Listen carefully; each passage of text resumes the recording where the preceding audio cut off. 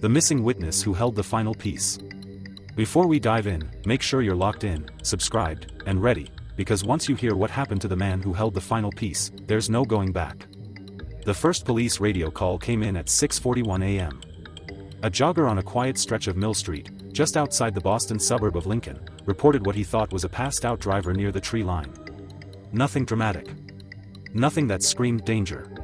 But by the time the first cruiser rolled up, the sun still low behind a veil of morning haze, officers immediately knew this wasn't a simple medical emergency. The man on the ground wasn't sleeping.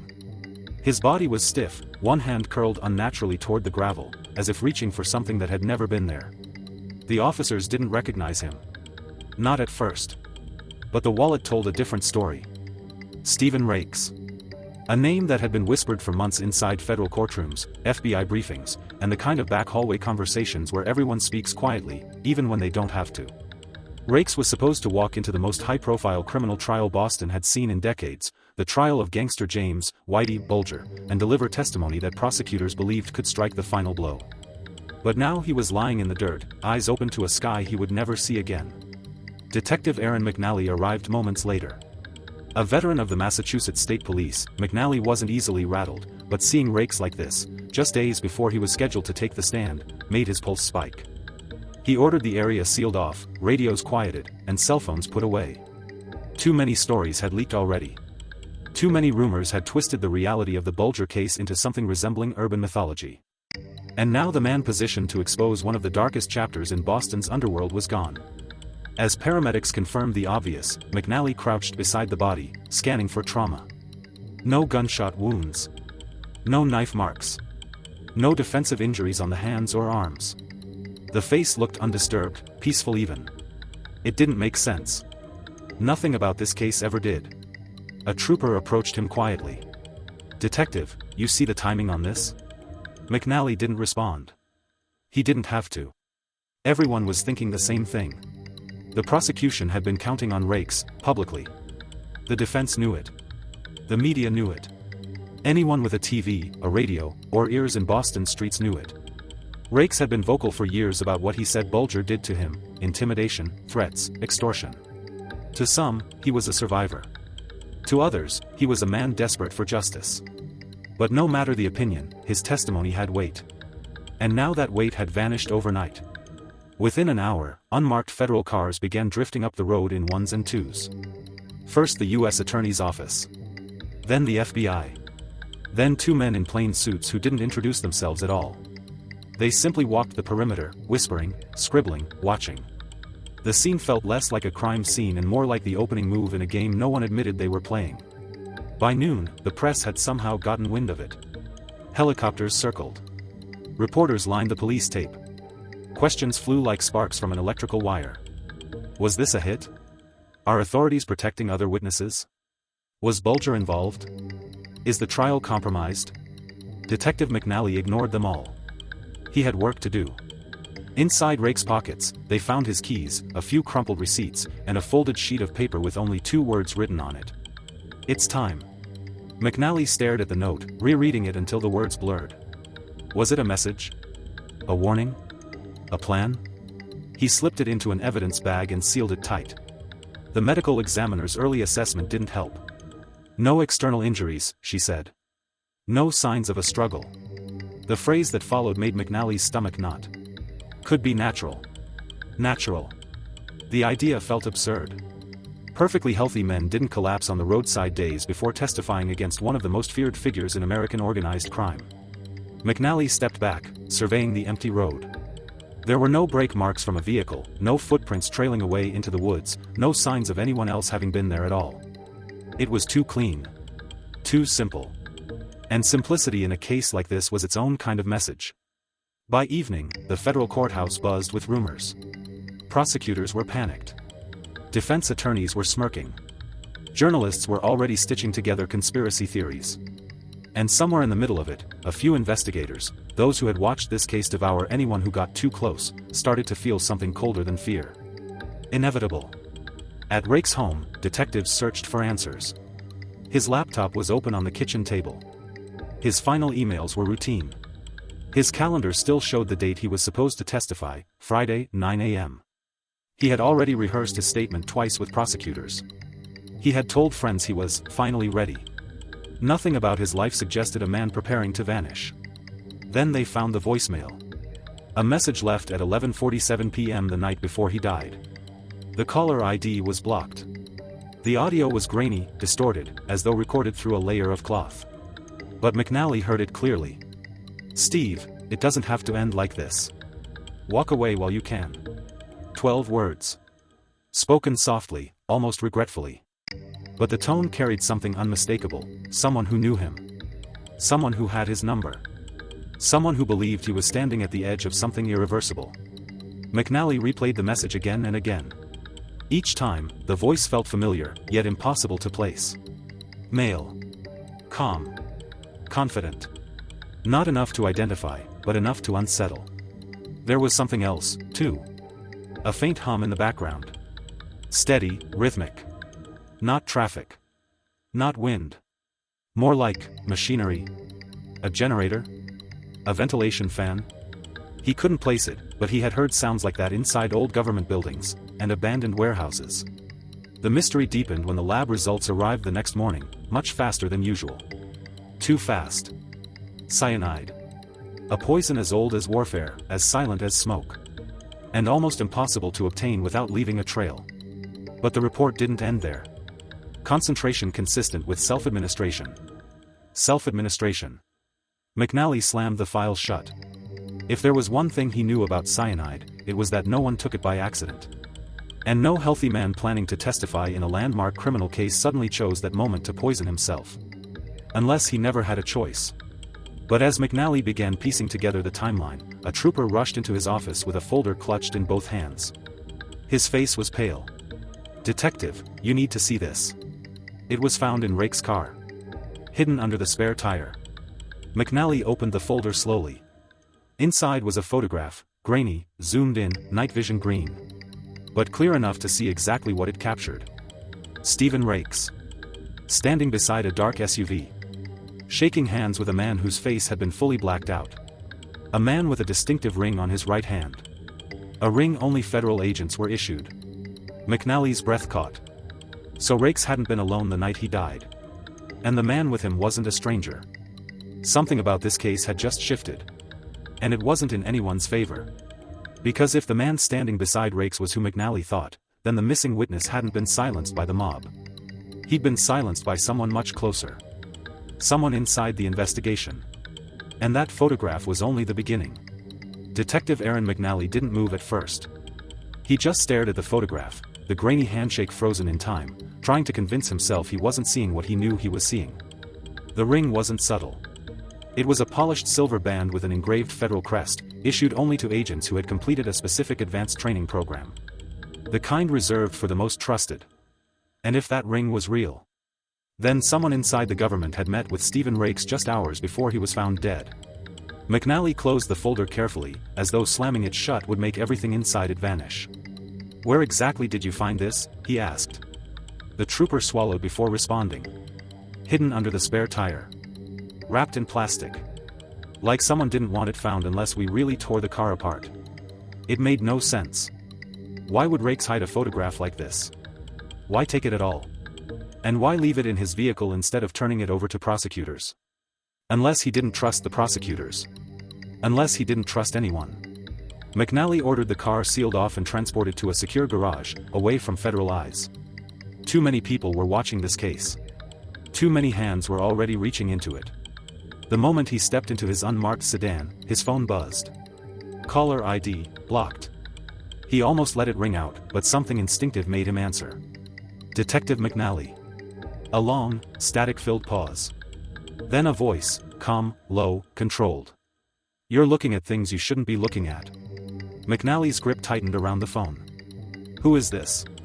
"You think you know what happened to Rakes," the voice continued. "But you don't.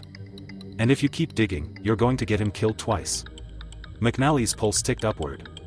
Killed twice? What does that mean? But the line cut to dead silence. He lowered the phone slowly.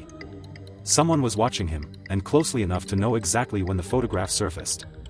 He drove straight to the state police barracks, bypassing reporters who had begun clustering at the entrance, hungry for any new detail about the mysterious witness who had died before he could speak. McNally didn't give them a glance. Inside, he locked himself in an interview room and laid the photograph on the table under the hard fluorescent light. He zoomed in on the SUV's license plate using his phone camera. The numbers were barely legible, but the first 3 characters were clear enough to run. When the results came back, he felt the air leave his lungs. The SUV belonged to a private security contractor frequently hired by federal agencies. A company with no public address, no website, and no listed employees. The kind of company that operated between the cracks, performing the jobs agencies weren't built to take credit for. The kind of company that didn't just show up to meet a witness. They were deployed. McNally typed out a message to his captain, hesitated, then deleted it. If that photograph was real and if someone on the inside was involved, sending evidence through official channels could be suicide for the case. Maybe for him too. He needed a second opinion. Someone experienced. Someone he trusted. So he drove. Her name was Special Agent Elise Mercer, sharp, relentless, and known for bulldozing through political roadblocks when cases demanded it. She had worked organized crime for 15 years and had been transferred off the Bulger task force under mysterious circumstances that were never discussed openly. When McNally showed up unannounced at her apartment that night, she didn't look surprised. "You look like someone who brought trouble with him," she said, stepping aside. "I did." They sat at her kitchen table, the photograph between them. She stared at it for a long time, running her thumb along the edge of the glossy print. "You found this in Rakes' car?" "Hidden." "And you're sure the ring's legitimate?" "He used to work for the Bureau," McNally said. "You tell me." She did. Her eyes hardened. "That ring means one thing, whoever this is, he's not low-level. Advanced counterintelligence certification. Access to sensitive operations." McNally leaned back. "So what would he want with a witness?" "Depends," she said. Was he protecting him, or silencing him? That question echoed in the small kitchen. Elise tapped the photo again. "There's something else here. Look at the angle. Rakes wasn't posing. Whoever took this picture wasn't meant to be noticed." McNally frowned. "Meaning someone else was watching Rakes that night. And they caught him meeting with an intelligence-trained agent," Elise added. "No wonder he hid it." It raised more questions than answers. Why would a high-level federal asset meet with Rakes alone, at night, in a deserted location? Why had Rakes kept the photo instead of turning it in? And what had he planned to do with it? Elise stood, walked to a small safe behind a row of cookbooks, and retrieved a flash drive. "Come on," she said. "There's someone who might know more. But you're not going to like it." They drove to an industrial district south of the city. Abandoned warehouses, flickering streetlights, and silence thick enough to make the air feel heavy. Elise led him to a converted loading dock where a single metal door was lit by a motion-triggered lamp. Inside sat a man in his early 60s, wiry, sharp-eyed, and surrounded by computer screens. His name was Vincent Hale, former federal intelligence analyst. Fired years ago for whistleblowing on an unauthorized surveillance program that mysteriously vanished before any hearings took place. Hale didn't bother with pleasantries. "If Elise brought you here, it's bad." McNally slid the photograph across the desk. Hale's reaction was immediate, a sharp inhale, followed by an almost imperceptible nod of recognition. "Yeah," he said quietly. "I know that ring. And I know who it belongs to." McNally leaned forward. "Who?" Hale shook his head. "Before I say anything, understand this, you're stepping into a place where law enforcement, intelligence, and organized crime overlap. And once you cross that line, there's no crossing back." "Who is he?" McNally repeated, his voice firm. Hale tapped on a keyboard, pulling up a blurred directory of faces. He zoomed in on one, a man in his late 40s, cold blue eyes, and a jaw that looked carved from stone. "His name," Hale said grimly, "is Daniel Keaton. Former counterintelligence. Quiet operator. Removed from official duty but still, connected." McNally felt the temperature in the room drop. Elise crossed her arms. "Last I heard, Keaton was consulting for a contractor tied to federal witness operations." "Not exactly," Hale corrected. "More like, shadow oversight. They send him when something in a case needs correcting." McNally stared at Keaton's photo. "You're telling me he was with Rakes the night he died?" Hale nodded once. "And if Keaton was involved," Elise said, finishing the thought slowly, "this wasn't a suicide. Before McNally could respond, Hale froze. His eyes flicked to a screen showing a grainy security feed of the loading dock outside. A black SUV had just pulled up. Engine running. Headlights off.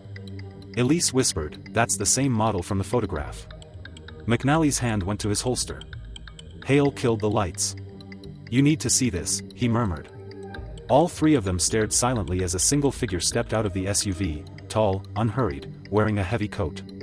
He looked up directly at the security camera. And even in the low resolution, the ring on his right hand gleamed under the faint streetlight. Daniel Keaton had followed them. And he was already here. For a long, breathless moment, no one in the darkened warehouse moved. Outside on Hale's security monitor, the tall figure stood perfectly still beside the black SUV, as if giving them time to feel the weight of his arrival. The camera, grainy as sand, still captured one detail with unnerving clarity, the flash of the silver federal ring on his right hand. Daniel Keaton wasn't here to talk. He was here because they had found something they were never meant to uncover. Elise leaned close to McNally, her voice scarcely audible. "If he's alone, it's intentional. Men like Keaton don't bring backup unless they expect a fight. He wants to control the variables." McNally instinctively pulled the photograph from his pocket. The handshake. The dark SUV. Rakes looking nervous, caught in the lens of someone shadowing him in the night. The pattern was becoming terrifyingly clear. Whatever Rakes had discovered, Keaton was cleaning it up. Hale tapped the screen. "He's coming." The figure moved toward the door, step steady and unhurried. McNally and Elise retreated deeper into the shadows of the warehouse as Hale shut down every light and powered up a secondary feed. The screen flickered as Keaton approached the metal door, slow, deliberate. A soft metallic thud echoed through the building. The first attempt on the door. Then another. And another. Not trying to break it, testing the frame. Testing the hinges. Listening for movement inside. McNally whispered, "He's not guessing. He knows we're here." Elise quietly unlatched her weapon. "He knows everything." A loud, scraping sound vibrated across the concrete floor. Keaton had forced something into the doorframe, a pry bar, from the sound of it. Hale looked at them both. His hands trembled, but his voice stayed controlled. "There's a back exit, but it's not clean. Leads into a maze of alleys. If he cuts us off there." McNally didn't let him finish. "We move. Now." They slipped through the rear hallway, shoes silent on the cold floor. The building creaked under the tension, every sound amplified. Behind them, metal buckled as the front door finally gave way. Keaton was inside. Hale opened the back exit, and the three spilled into the narrow alley behind the warehouse. The air was damp, heavy with the smell of rust and old oil. Elise scanned the shadows. "We stick tight. Don't run blind." McNally checked behind them. A figure emerged into the hallway light. Keaton. His silhouette was calm, almost methodical, as he stepped forward, the ring catching the faint glow like a silent threat. He didn't raise a weapon. He didn't shout. He just walked. "Move," Elise hissed. They sprinted into the alley network, narrow corridors between forgotten industrial buildings, lit by flickering bulbs and the occasional sliver of moonlight. Hale led them through a sharp right turn, then another, navigating like someone who had memorized every exit years ago. But Keaton's footsteps followed. Measured. Steady. He wasn't rushing. He didn't need to. He knew the terrain better than any of them. They burst into a wider yard filled with rusted shipping crates. Hale pointed to a stack near the corner. "Through there." As they approached, McNally's eye caught something in the dirt, tire tracks. Fresh ones. Too fresh. "Elise," he said quietly, "we're being steered." She noticed it too. "Back," she ordered. "We're not walking into a trap." But it was too late. A door on a nearby crate swung open. Keaton stepped out. He hadn't been behind them. He had been ahead. McNally froze. Elise raised her firearm, but Keaton simply looked at her, head tilted slightly, almost disappointed. "You're making this harder than it needs to be," Keaton said calmly. His voice was exactly the same one McNally had heard on the mysterious voicemail. "You're looking at things you shouldn't be looking at." McNally clenched his jaw. "Why was Rakes with you that night?" Keaton stepped closer, hands visible, posture controlled. Stephen Rakes wanted protection. He reached out to the wrong people. He thought he could leverage information. What information? Elise demanded. Keaton studied her, then sighed as though bored by their confusion. Rakes wasn't being silenced by criminals, he said. He was trying to blackmail the prosecution. McNally felt the world tilt. That doesn't make sense. Doesn't it? Keaton replied. Rakes claimed he had evidence that would undermine federal agents tied to the Bulger task force. Names. Meetings. Decisions they made without approval. He thought the prosecution would bend to keep him quiet. Hale shook his head. You're lying. Keaton's expression didn't change. He recorded conversations. Captured photos. Like that one you found. McNally stepped forward. Then why is he dead? Keaton paused. And in that single moment, McNally knew the truth wasn't going to be clean. Or comfortable. Or heroic. Rakes panicked, Keaton said. He realized the evidence he claimed to have wasn't enough. He had cornered himself. He asked for extraction. And when I refused, he ran. That still doesn't explain cyanide poisoning, Elise said. Keaton looked at McNally then, directly, without any attempt to soften the truth. He took it himself. I tried to stop him. A long silence followed. The wind rustled through the shipping crates. No one wanted to believe it. But something about Keaton's tone, flat, resigned, almost frustrated, made the possibility terrifyingly real. McNally's voice dropped. If that's true, why hide the photograph? Keaton's eyes hardened. Because it would destroy what little public trust the case has left. A witness meeting privately with an intelligence officer? Headlines would erupt. Conspiracies would spread. The trial would collapse. And your job? Elise challenged. Would you collapse too? Keaton didn't answer. He didn't need to. He took a slow step backward. Walk away. All of you. The official report will remain as it is. Rakes took his own life. You can challenge it, expose this photo, destroy the case. He looked directly at McNally. Or you can let the truth die where it already has. Hale whispered, what happens if we don't walk away? Keaton's expression remained unreadable. Then he turned and walked toward the SUV. No threat. No warning. Nothing but the sound of gravel crunching under his boots. He drove off without looking back. The silence that followed was heavier than any danger. Elise lowered her weapon. He's not lying. Not completely. McNally stared at the empty yard. So Rakes was never a target? Hale folded his arms. He was a man who tried to play a game bigger than he understood. And lost, McNally finished. They returned to Hale's warehouse in weary silence, each one processing the pieces of a story that would never see the inside of a courtroom. The truth was complicated. Ugly. And unfit for the clean narrative the public wanted. By morning, the official ruling held, suicide by cyanide poisoning. The photo vanished into an evidence locker no one would ever request. Keaton's name dissolved back into the shadows. The world moved on. But McNally didn't. Weeks later, as he reviewed the case files one last time, he noticed something he hadn't before, a second message buried deep in the analysis of Rakes' phone. A draft text message he never sent. 6 words. He isn't who they think. No name. No explanation. Just a warning meant for someone who never received it. McNally closed the file and stared out the window of his office as snow fell across Boston. Rakes may have miscalculated, may have been desperate, may have been reckless. But someone else had been there the night he died. Someone who watched him take cyanide. Someone who had too much to lose by saving him. And their name would never be spoken. McNally exhaled slowly. If you think this story was intense, he murmured under his breath, you're not ready for the next one. He turned off the light.